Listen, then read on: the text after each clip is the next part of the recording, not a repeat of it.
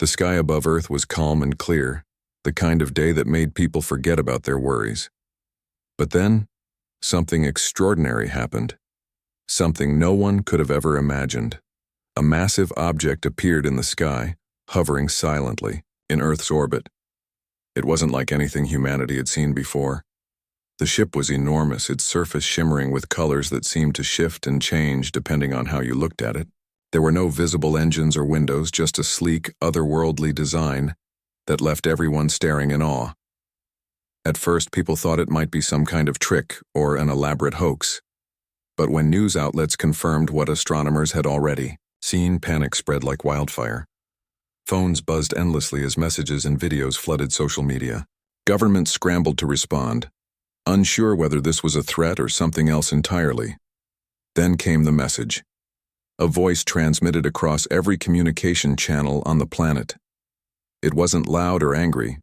Instead, it was calm, almost gentle. "People of Earth," the voice began, speaking perfect English. "We are the Vinari. We come in peace seeking your help. Our world is dying, and we have nowhere else to go." The voice paused for a moment as if letting the words sink in. "For centuries we have wandered the stars searching for refuge. Now we ask for your mercy.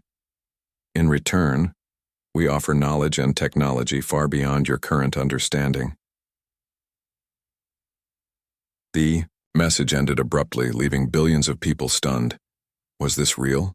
Were aliens really pleading for help? Some people cheered, believing this was humanity's chance to prove itself as a compassionate species. Others were terrified, convinced the aliens were lying and planning something sinister. Either way, there was no denying the gravity of the situation. Humanity now faced a decision that would shape its future, and possibly its survival. Captain Ryan Mitchell sat in his office at NASA's Deep Space Exploration Division, staring at the live feed of the alien ship on his monitor. He was a tall man with short brown hair and sharp blue eyes, known for his steady demeanor under pressure. For years he had dreamed of making contact with extraterrestrial life, but never like this. Never with so much at stake. "Ryan," a voice called from behind him. He turned to see Dr. Laura Bennett standing in the doorway. She was a petite woman with curly blonde hair and glasses perched on her nose. Her expertise in xenobiology made her one of the most qualified scientists to handle this situation. "Have you heard back from command yet?" Ryan shook his head. "Not yet. They're still debating who should lead the team. But I think we both know they'll choose us." Laura sighed and stepped into the room, closing the door behind her. "Do you think they're telling the truth about needing our help?" "I don't know," Ryan admitted. "But we can't ignore them. If they're lying, we need to find out why. And if they're telling the truth?" He trailed off, glancing back at the screen showing the alien vessel. "Well, we owe it to ourselves to listen." Before Laura could respond, another figure entered the room. Lieutenant Daniel Carter was a muscular man with dark hair and a serious expression. As a military strategist, he specialized in assessing threats, and his presence meant things were getting serious.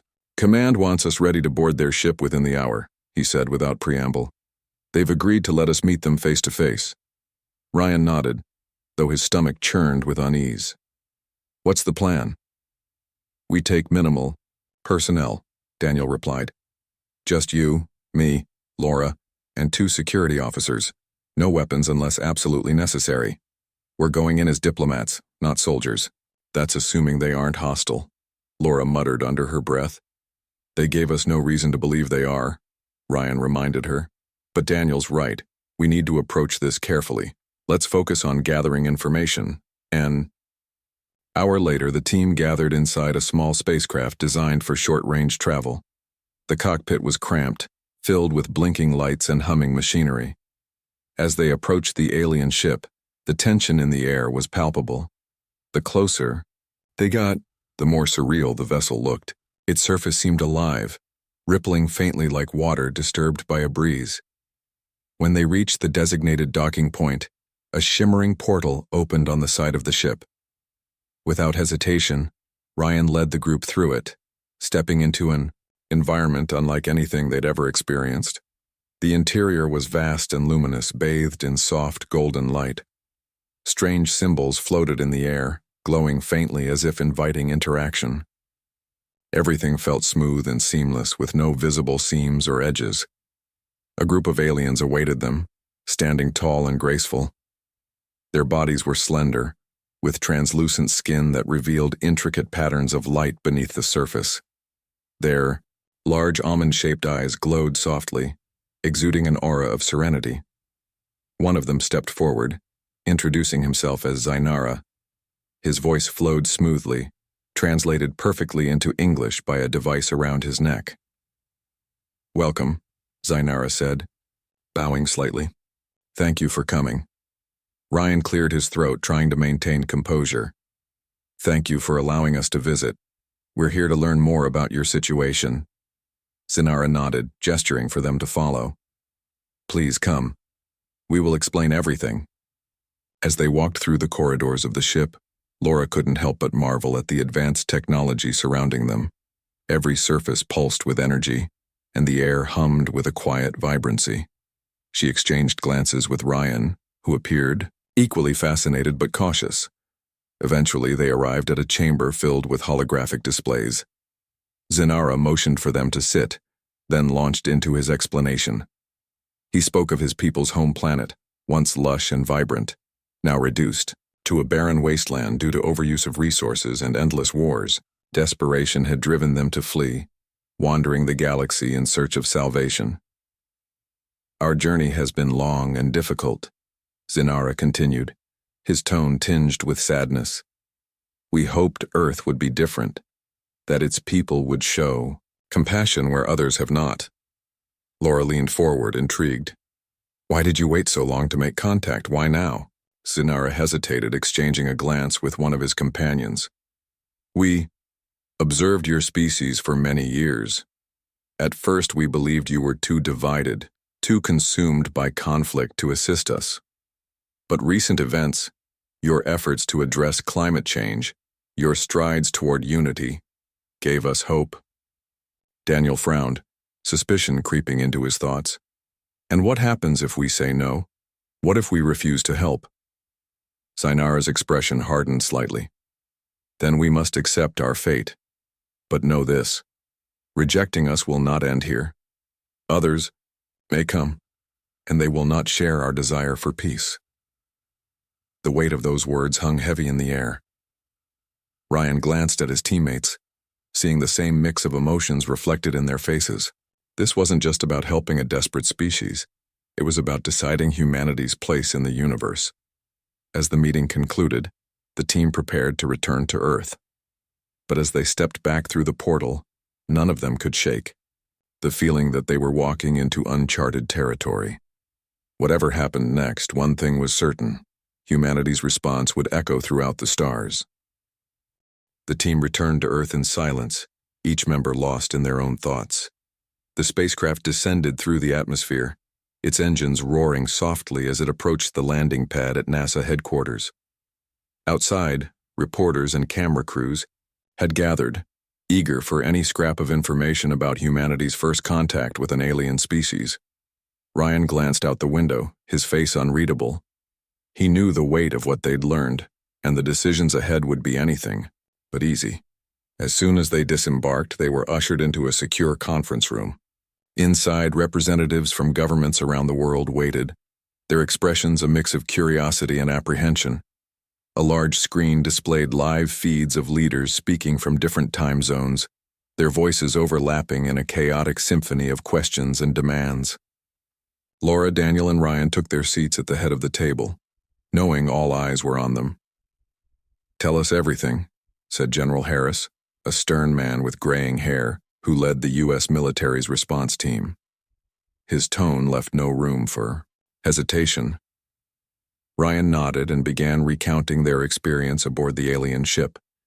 He described the Venari's appearance, their advanced technology, and Zainara's plea for help.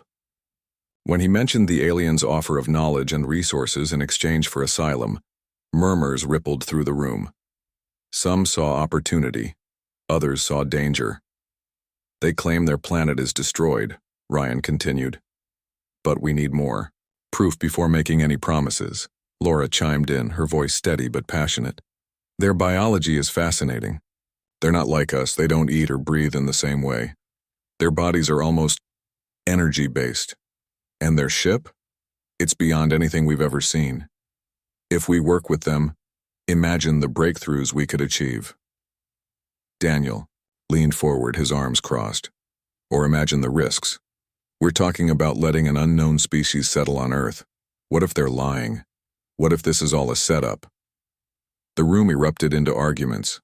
Some delegates argued that helping the Venari was the moral thing to do, while others insisted humanity couldn't afford to take chances. The debate dragged on for hours, growing louder and more heated. Finally, General Harris raised a hand, silencing the chaos. For now, we gather more intel, he declared. Dr. Bennett, I want you analyzing every sample you brought back. Lieutenant Carter, assess their capabilities. Find weaknesses if there are any. Captain Mitchell, prepare for another meeting with Zainara. Let's see how cooperative they really are. Over the next few days, tensions mounted worldwide. Protests broke out in major cities, with crowds divided over whether to trust the aliens. In New York, thousands marched through the streets holding signs that read, "Help them," and "Save our planet first." In London, demonstrators clashed with police outside Parliament, shouting slogans like, "No aliens here." Social media exploded with opinions, hashtags trending across platforms. Humanity was split down the middle, unsure whether to embrace compassion or fear. Meanwhile, Laura spent long hours in her lab, examining the samples she'd collected during their visit. Tiny fragments of the alien ship's material lay under microscopes, glowing faintly even in the dim light. She ran test after test, marveling at the complexity of their composition. The material seemed to adapt, shifting properties depending on external stimuli. It was unlike anything Earth had ever encountered, but then she noticed something strange. Embedded within one of the fragments was a microscopic probe, a tiny spider-like device designed to infiltrate organic matter. Her heart raced as she magnified the image, studying its intricate structure. Was this evidence of hostile intent, or simply part of their biology? She called Ryan immediately. "You need to see this," she said when he arrived. "It's a probe. They must have used it to study us while we were on their ship." Ryan frowned, staring at the screen. "Are you sure? Could it have been accidental?" "I don't think so," Laura replied. "This isn't random. It's engineered. They were watching us closely." Ryan's mind raced. If the aliens had been spying on them, it changed everything. Trust was already fragile. This discovery could shatter it completely. But before he could decide what to do, another anomaly surfaced. Satellites monitoring the alien ship detected unusual energy surges near its hull. At first, scientists dismissed them as routine maintenance, but then reports trickled in of unidentified drones hovering over major cities. These drones were small, nearly invisible, and emitted no detectable signals. Military forces scrambled, jets to intercept them, but the drones vanished as quickly as they appeared. Daniel was the first to connect the dots. "They're testing us," he said during a private briefing with Ryan and Laura. "Those drones aren't just reconnaissance. They're mapping our defenses. They're preparing for something." Ryan rubbed his temples, feeling the pressure mounting. "We can't jump to conclusions, not yet, but we also can't ignore this. If they're planning an attack, they're not." Laura interrupted. "I know it sounds crazy, but I don't think they're here to hurt us. Everything Zainara said matches up with what I've observed. Their desperation feels genuine. And yet they're hiding things," Daniel countered. "Why lie about the probes? Why send drones without telling us? That's not the behavior of a trustworthy ally." Ryan sighed, torn between their perspectives. "We need answers. Another meeting with Zainara might give us clarity, or confirm our worst fears." When the team returned to the alien ship, the atmosphere felt different. Gone was the sense of calm curiosity. Instead, there was tension, palpable and unspoken. Zainara greeted them warmly, but his glowing eyes betrayed a flicker of unease. As they sat down in the same holographic chamber, Ryan wasted no time getting to the point. "Zainara," he began, his voice firm, "we need to talk about the probes. We found, and the drones hovering over our cities. Why didn't you tell us about them? Zenara hesitated, exchanging glances with his companions. For a moment it seemed he might deny it, but then he sighed deeply. We feared your reaction, he admitted. When we arrived, we sensed hostility among your people. We deployed the probes and drones to ensure our safety. It was never our intention to deceive you. Daniel leaned forward, his jaw tightening. So you admit it? You spied on us? How do we know you won't turn on us once you're settled here? We have nowhere else to go, Zenara replied, his voice tinged with sadness. Our survival depends on your mercy. Attacking you would only hasten our extinction. Laura watched the exchange, her heart pounding. She wanted to believe him, but doubt lingered. If you're truly desperate, why didn't you share this earlier? Honesty builds trust. Zenara lowered his gaze, his translucent skin shimmering faintly. Perhaps we underestimated your capacity for forgiveness. For that, I am sorry. The room fell silent, the weight of his words settling over everyone. Ryan glanced at his teammates, searching for guidance. Laura's expression was conflicted, while Daniel's remained hard and skeptical. Whatever decision they made next would define humanity's relationship with the stars. Back on Earth, the situation grew increasingly volatile. Leaked classified data revealed the extent of the aliens' covert activities, sparking outrage among the public. Conspiracy theories spread like wildfire, accusing world leaders of colluding with invaders. Governments struggled to maintain order as protests turned violent. Buildings burned, streets emptied, and fear gripped the hearts of billions. In the EUI, midst of the chaos, Ryan received orders from command. Sever ties with the aliens immediately. The decision had been made, not by politicians, but by the people themselves. A global referendum was held, allowing citizens to vote on whether to accept or reject the Vinari's proposal. The results came swiftly and decisively. Humanity chose rejection. Ryan felt a pang of guilt as he delivered the verdict to Zenara. The alien leader listened quietly, his glowing eyes dimming slightly. When Ryan finished, Zenara stood, his posture wriggled despite the despair etched into his features. You have made your choice, he said softly, and though it pains me, I respect it. But know this. Your actions will not go unnoticed. Others are watching, and they may not share our desire for peace. With those final words, Zenara turned and walked away, leaving Ryan, Laura, and Daniel standing alone in the vast chamber. As they stepped back through the shimmering portal, none of them could shake the feeling that humanity had just made a grave mistake, one that would reverberate far beyond Earth's borders. The days following humanity's rejection of the Vinari were tense and uneasy. The alien ship remained in Earth's orbit, its presence a constant reminder of the decision that had been made. Governments worked tirelessly to prepare for any retaliation, while military forces stood on high alert. Yet despite the fear gripping the planet, the Vinari did nothing. Their silence was deafening, almost unnerving.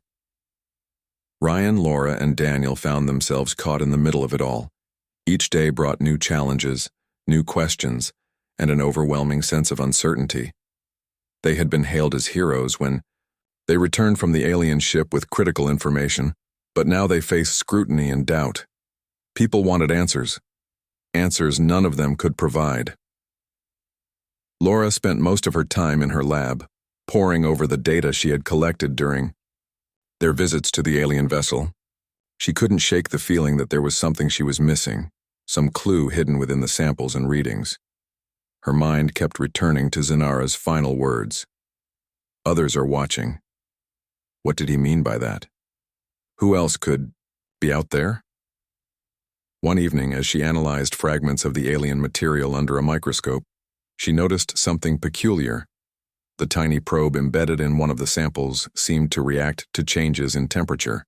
When exposed to heat, it emitted faint pulses of energy, pulses that matched patterns she had seen in satellite data monitoring the alien ship.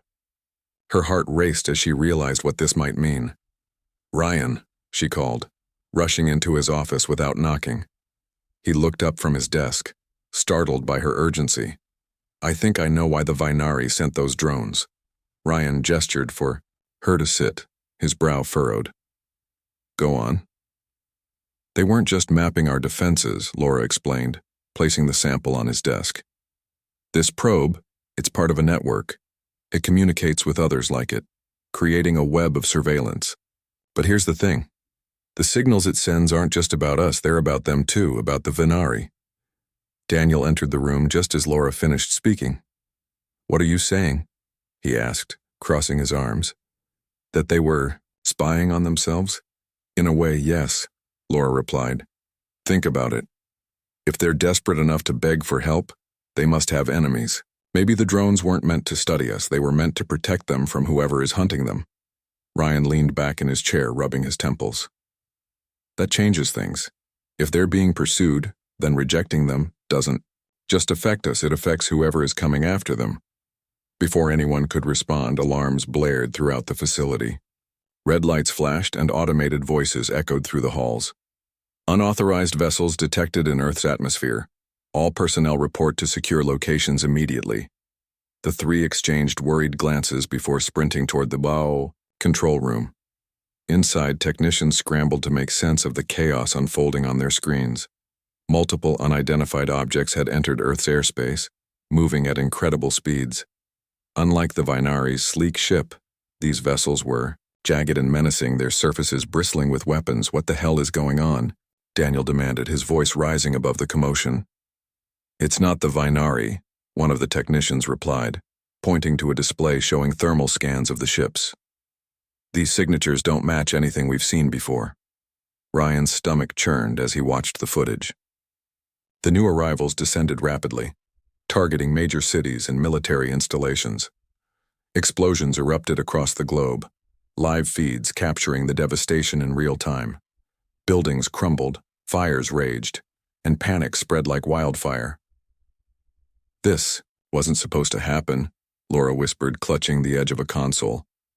"We rejected them. We didn't ask for this." Ryan turned to her, his expression grim. "Maybe we didn't ask for it, but we invited it. Whatever these things are, they came because of the Vinari." As the attacks intensified, world leaders convened an emergency meeting. Video calls connected leaders from every corner of the globe, their faces pale with shock and anger. General Harris took charge, his voice cutting through the noise. "We need to act fast. These invaders are unlike anything we've ever faced. Conventional weapons won't cut it." Daniel stepped forward, addressing the group. "We still have the Vinari. They're our best chance at understanding what we're up against. If we can convince them to help us, maybe we can turn this around." The suggestion sparked heated debate. Some argued that trusting the aliens was too risky, while others insisted humanity had no other choice. In the end, Ryan was given the task of reaching out to Zanara one last time. When Ryan, Laura, and Daniel boarded the alien ship once more, the atmosphere was somber. Zanara greeted them solemnly, his glowing eyes dimmer than before. The chamber where they met was darker, quieter, as if the Vinari themselves were mourning. "You came," Zanara said simply, his voice heavy with resignation. "We need your help," Ryan admitted, skipping formalities. "Earth is under attack. We believe these invaders are here because of you." Zanara nodded slowly, as if he had expected this. "You are correct. They are the Krylos, a ruthless species that hunts those weaker than themselves. We fled our home to escape them, but they have followed us across the stars." "Why didn't you tell us?" Laura asked, her voice trembling with frustration. "If we'd known, maybe we could have prepared." "And risked turning your people against us even faster?" Zanara countered. "Your rejection proved my fears true. You were not ready to stand with us." Ryan clenched his fists, struggling to keep his emotions in check. "We made a mistake, a big one. But right now, we don't have time to argue about who's to blame. Tell us how to fight them." Zanara hesitated, exchanging glances with his companions. Finally, he spoke. "The Krylos are driven by conquest. They will not stop until everything is theirs, or until they are destroyed. Their technology is advanced, But they have weaknesses. Their ships rely on centralized hubs to coordinate attacks. Destroy the hubs and you disrupt their fleet. Daniel stepped closer, his tone urgent. Where are the hubs located? They move constantly, Zanara replied. But we can track them using the probes you discovered. They were designed to monitor such systems. Laura's eyes widened. So the probes weren't just for surveillance, they were a failsafe. Precisely, Zanara confirmed. Activate the network, and you will see the hubs clearly. With no time to waste, the team returned to Earth, armed with the knowledge they needed. Military forces worked around the clock to integrate the alien technology into their systems. Satellite arrays scanned the skies, pinpointing the locations of the Krylos command hubs. Meanwhile, fighter jets equipped with experimental EMP weapons prepared for battle. As dawn broke over the horizon, humanity launched its counterattack. Squadrons of planes soared into the sky, targeting the hubs with precision strikes. Explosions lit up the heavens as the Krylos fleet faltered, their coordination disrupted. For the first time since the invasion began, hope flickered in the hearts of the survivors. But the cost was staggering. Cities lay in ruins, millions dead or displaced. The scars of war would take generations to heal, if they ever did. And though the tide seemed to be turning, Ryan couldn't shake the feeling that this was only the beginning. The galaxy was vast and full of dangers, and humanity had just taken its first step onto a much larger stage. In the aftermath of the battle, Zanara approached Ryan one final time. You have proven yourselves capable of great courage and great folly. Learn from this, or history will repeat itself. With those words, the Venari departed, their ship vanishing into the void. Humanity was left alone once more, battered but alive. And as Ryan gazed up at the stars, he knew one thing for certain: Earth would never be the same again. The battle against the Krylos had left Earth scarred and broken. Cities once bustling with life were now reduced to rubble, their streets deserted and smoldering. The skies, once clear and blue, were filled with ash and smoke that blocked out the sun. Survivors wandered through the ruins, their faces hollow with grief and exhaustion. Humanity had won the fight, but at a cost so high it felt like a loss. Ryan stood on the edge of what used to be Central Park in New York City, staring at the devastation around him. Trees were gone, replaced by craters and twisted metal. The air smelled of fire and decay. He tightened his jacket against the chill, though it wasn't just the cold that made him shiver. Every time he closed his eyes, he saw flashes of the battle, the explosions, the screams, the endless stream of wounded being carried away. He couldn't shake the feeling that this was only the beginning. Laura joined him a few moments later, her hands stuffed into the pockets of her coat. She looked tired, her blonde hair messy and her glasses slightly askew. It's worse than I thought, she said quietly, glancing at the destruction. I didn't think it could get this bad.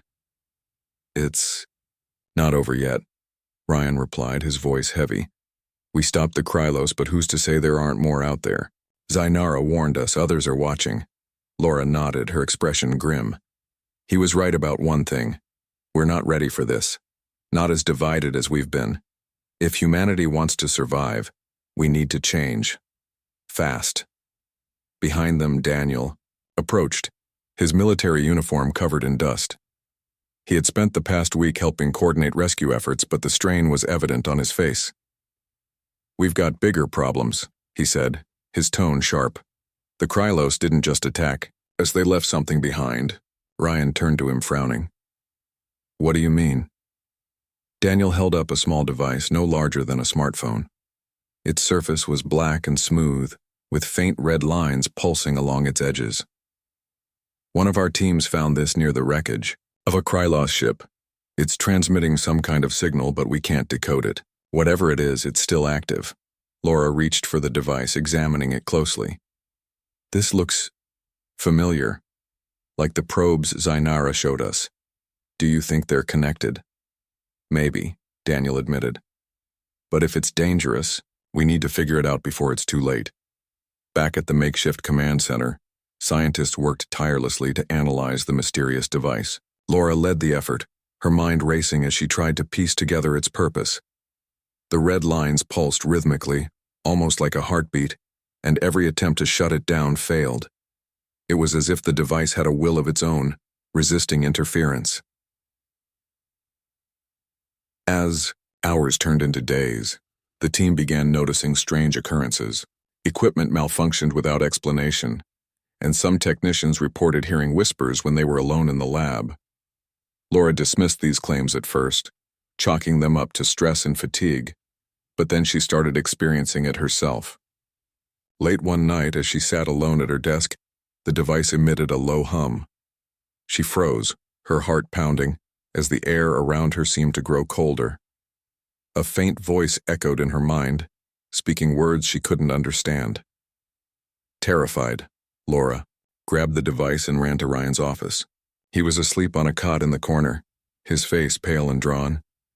She shook him awake, holding out the object. "Something's wrong with this thing," she said urgently. "It's doing something." Ryan rubbed his eyes, groggy but alert. "What do you mean?" "It's alive," Laura whispered. "Or at least it feels that way. It's affecting people, messing with their minds." Before Ryan could respond, alarms blared throughout the facility. Technicians rushed past, shouting about power surges and system failures. On the monitors, live feeds of Earth's atmosphere showed new anomalies, strange lights moving in patterns that defied logic. The device in Laura's hand began glowing brighter, its red lines pulsing faster. "This isn't good," Daniel said, appearing in the doorway. His face was pale, his usual confidence replaced by unease. "Whatever this thing is, it's calling something or someone." The next morning, the truth became clear. A massive fleet appeared in Earth's orbit, dwarfing even the Venari's ship. These vessels were enormous, their surfaces covered in jagged spikes and glowing runes. They radiated an aura of menace, their presence sending waves of fear across the planet. Unlike the Krylos, these newcomers didn't waste time attacking. Instead, they broadcast a message loud and clear, in perfect English. "People of Earth," the voice boomed, deep and commanding, "you have proven yourselves worthy of attention. Your defiance against the Krylos has earned you a place in the Galactic Order, but your actions demand accountability." The message ended abruptly, leaving humanity stunned. Who were these beings? What did they want? And how had Earth become entangled in their affairs? Ryan, Laura, and Daniel were summoned to an emergency meeting with world leaders. The room was tense, filled with hushed conversations and worried glances. General Harris took charge, his voice steady despite the gravity of the situation. "We've identified them," he announced, pointing to a holographic display showing the alien fleet. "They call themselves the Voran Collective. From what little we know, they're a coalition of species dedicated to maintaining peace or enforcing control across the galaxy." "What do they mean by accountability?" Laura asked, her voice trembling. "Are they blaming us for fighting back?" "It doesn't matter what they mean," Daniel snapped. "What matters is what they'll do. If they see us as a threat, they won't hesitate to act." Ryan stepped forward, his expression determined. "We need to talk to them, find out what they want, and make sure they understand we're not going down without a fight." The team boarded a spacecraft designed for long-range travel, heading toward the Voran flagship. As they approached, the scale of the vessel became even more apparent. It was like a floating city, its surface alive with movement and light. When they docked, they were greeted by a group of aliens unlike any they'd seen before. These beings were tall and imposing, their bodies covered in armored plates that shimmered with an otherworldly glow. Their leader, a figure known as Commander Veyron, stepped forward, his piercing gaze locking onto Ryan. "You have caused great disruption," Veyron began, his voice carrying an unsettling weight. "Your refusal of the Venari, your conflict with the Krylos, these actions ripple across the stars. You cannot claim ignorance as an excuse." "We didn't ask for any of this," Ryan replied, his voice firm despite the intimidation. "We were defending ourselves. Does that make us guilty in your eyes?" Veyron tilted his head considering the question. Perhaps not guilty, but reckless. The galaxy operates on balance, on order. Your species disrupts that balance. You must prove yourselves capable of coexisting or face consequences. Laura stepped forward, her hands trembling but her resolve strong. How do we prove ourselves? Tell us what you want from us. Veyron gestured to one of his subordinates, who activated a holographic projection. Images of advanced technology and sprawling cities filled the air. You will surrender your autonomy, he explained. In exchange, we will guide your development, ensuring you do not repeat past mistakes. Resist and we will eliminate the threat you pose.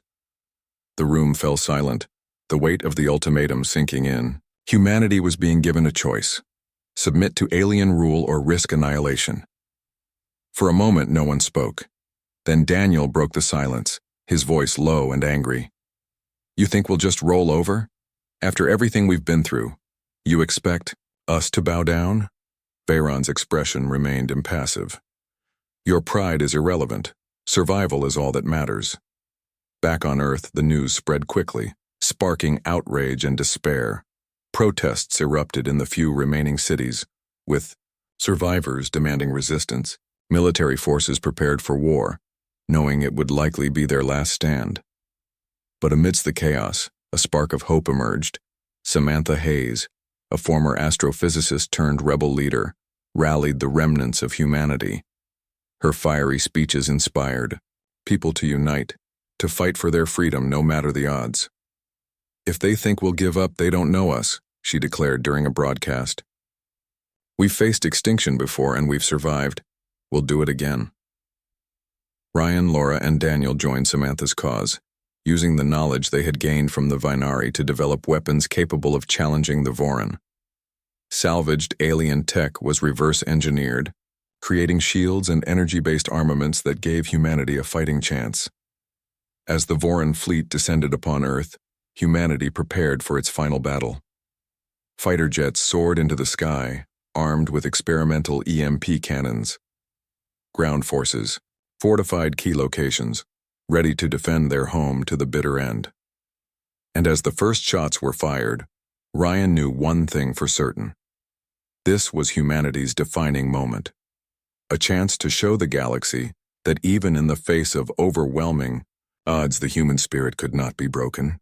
The battle began with a deafening roar as Earth's forces launched their counterattack. Fighter jets streaked across the sky, firing EMP cannons at the Voron fleet.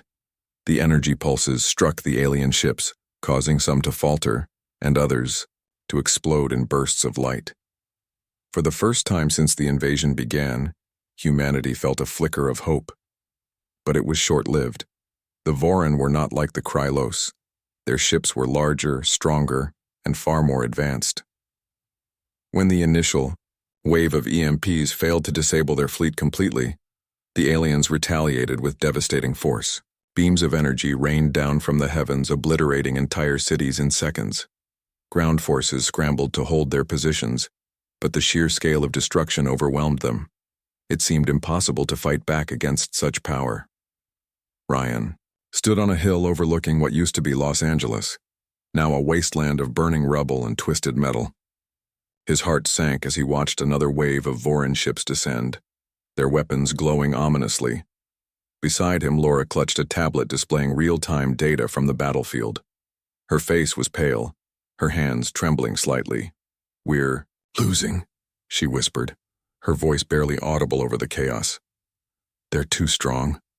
Ryan clenched his fists, his jaw tight with determination. "We can't give up, not yet. There has to be something we haven't tried."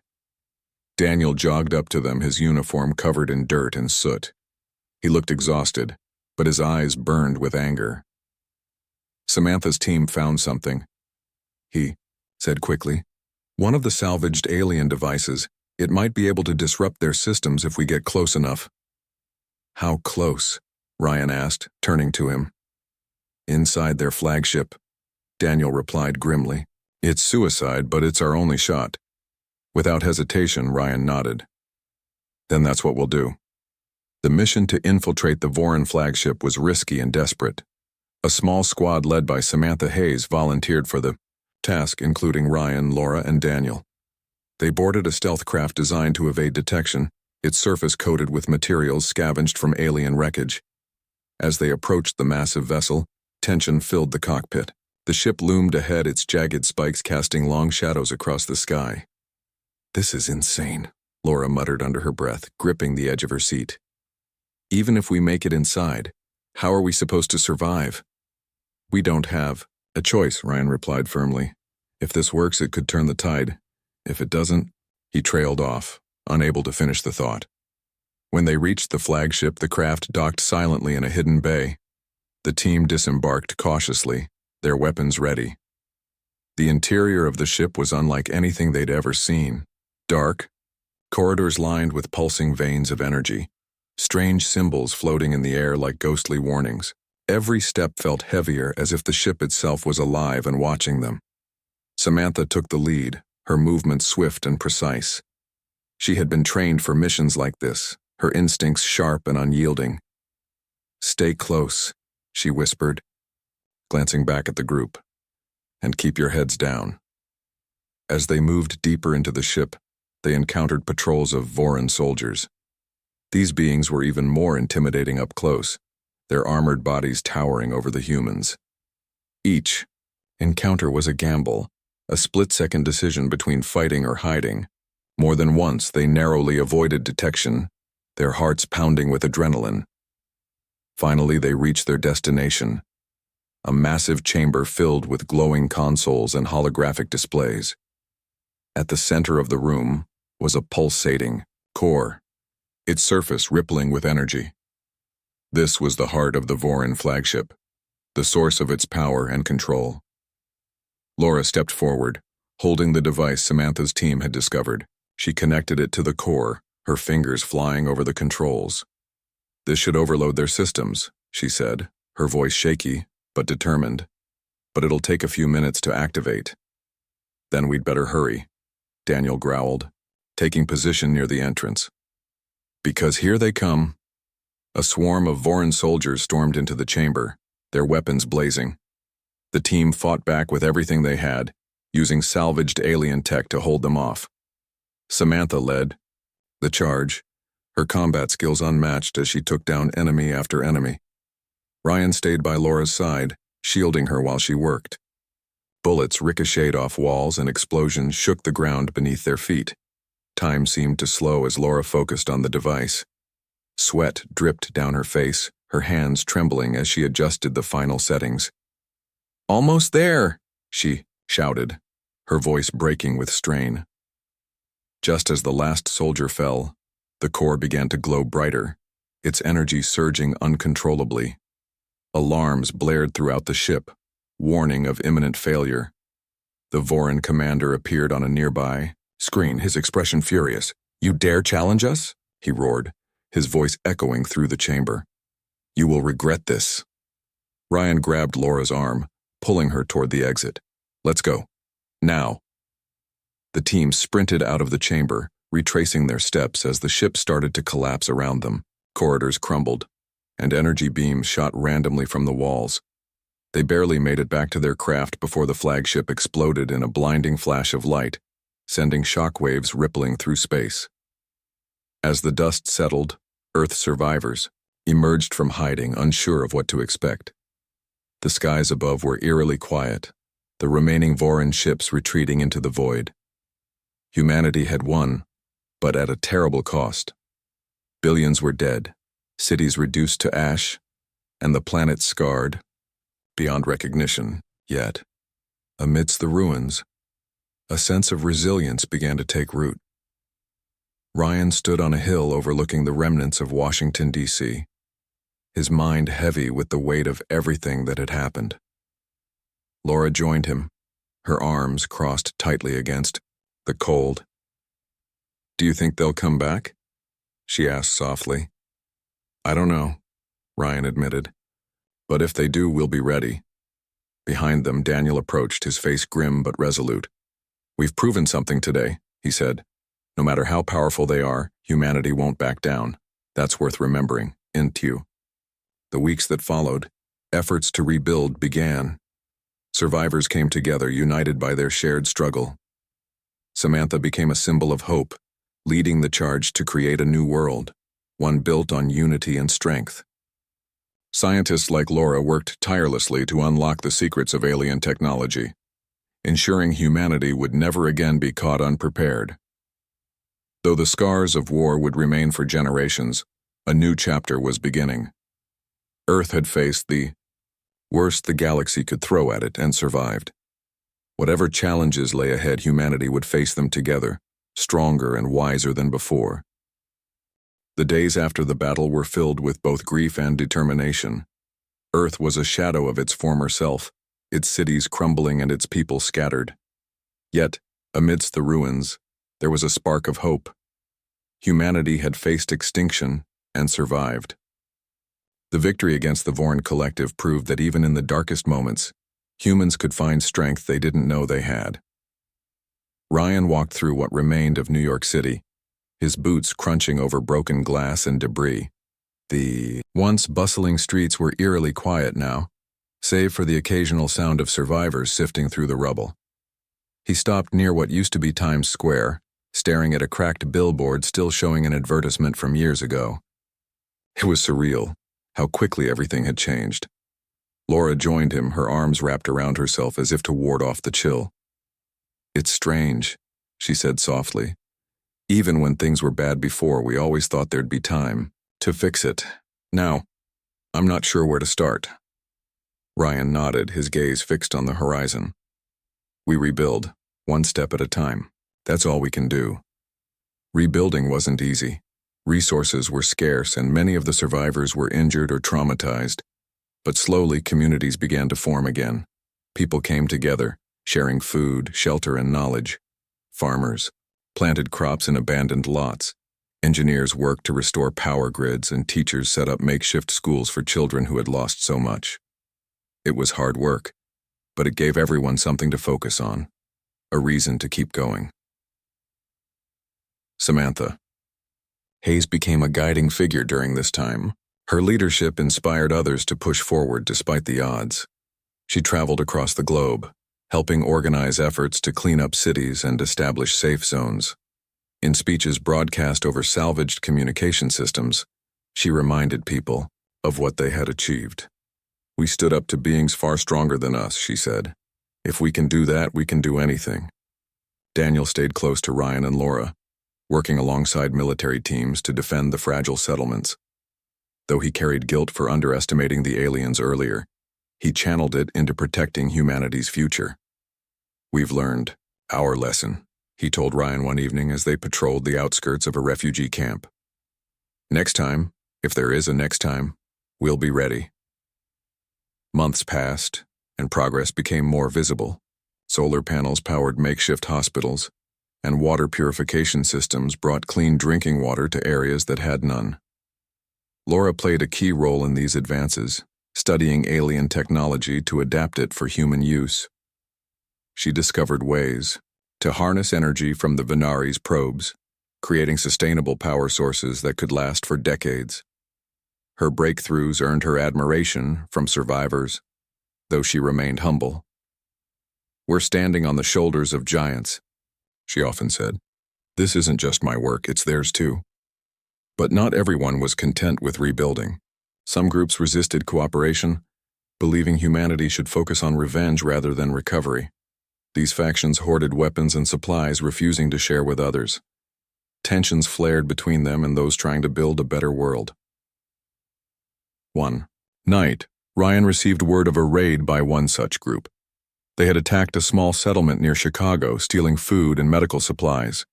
Without hesitation, he gathered a team, including Daniel and several volunteers, and headed to the scene. When they arrived, the attackers were long gone, but the damage was clear. Buildings were burned, and frightened survivors huddled together. In the cold, "We can't let this happen again," Ryan said firmly as he helped tend to the wounded. "If we turn on each other, we lose everything." From that moment on, Ryan made it his mission to unite the fractured groups. He traveled to hostile camps, speaking with their leaders and appealing to their sense of humanity. It wasn't always successful. Some refused to listen. But over time, more people began to see the value of working together. Slowly, the divisions healed, replaced by a fragile but growing unity. Years went by, and Earth transformed. Cities rose from the ashes, built with a blend of human ingenuity and alien technology. Skyscrapers gleamed with solar panels, and vehicles ran on clean energy. Schools taught lessons about the war, not just as history, but as a reminder of humanity's resilience. Memorials were erected to honor those who had died, their names etched into stone as a testament to their sacrifice. Laura dedicated herself to ensuring humanity would never be caught off guard again. She led a team of scientists tasked with reverse engineering, alien tech, creating advanced defense systems and spacecraft capable of traveling beyond Earth's orbit.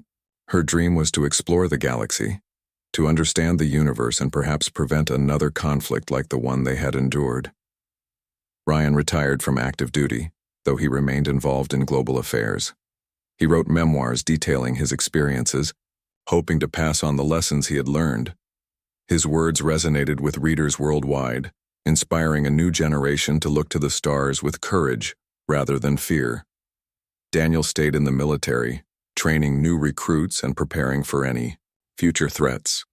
Though he rarely spoke of it, he carried a deep respect for the aliens who had challenged humanity. Not because they were enemies, but because they had forced Earth to grow stronger. As for Samantha, she became a symbol of peace and perseverance. Her speeches continued to inspire millions, reminding them that survival was only the first step. "We've been given a second chance," she often said. "Let's make it count." Decades later, humanity took its place among the stars. Using the technology Laura and her team developed, explorers ventured into deep space, seeking answers about the Vinari, the Krylos, and the Vorin collective. Along the way, they encountered other civilizations, some friendly, others wary, but always approached them with caution and respect. In time, Earth became known throughout the galaxy as a beacon of hope. Its people had faced unimaginable challenges and emerged stronger for it. They had learned the importance of unity, compassion, and resilience, and though scars remained from the wars they had fought, they served as reminders of how far they had come. One evening, Ryan stood on a hill overlooking a thriving city bathed in golden sunlight. Beside him, Laura smiled as children laughed and played nearby. "Do you think Zenara would be proud of us?" she asked quietly. Ryan thought for a moment before answering. "I think he'd understand. We made mistakes, but we learned from them. That's what matters." As the sun dipped below the horizon, painting the sky in hues of orange and purple, Ryan felt a sense of peace. Humanity had stumbled, fallen, and risen again. The road ahead would be long, but they were ready to face whatever came next, together.